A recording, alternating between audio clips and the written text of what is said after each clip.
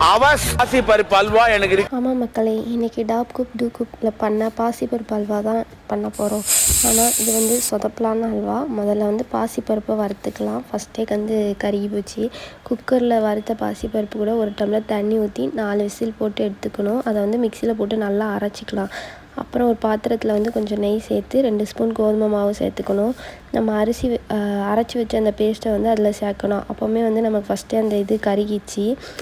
அதை போடுறதுக்கு முன்னாடியே பேஸ்ட்டை போடுறதுக்கு முன்னாடியே அந்த கோதுமை இது வந்து கருகிச்சு. அதுக்கப்புறம் கொஞ்சம் வந்து நல்லா கைவிடாமல் நல்லா கிண்டிகிட்டே இருக்கணும். நமக்கு வந்து இது வந்து வரல மக்களே, இந்த அல்வா நமக்கு வந்து வரல. அப்புறம் இது கூட கொஞ்சம் கலரும் முந்திரி பருப்பும் சேர்த்து நல்லா கிண்டணும். நல்லா கிண்டனோன்னா அந்த பதம் வரும். நமக்கான அந்த பதம் வந்து வரல. நானும் எவ்வளோ ட்ரை பண்ண மக்களே, ஒழுங்காக வரல. எதனால் இது வரலன்னு சொல்லிட்டு நீங்கள் கமெண்ட் பண்ணுங்கள். நெக்ஸ்ட் டைம் நான் இதை வந்து நல்லா ட்ரை பண்ணி போடுறேன் மக்களே.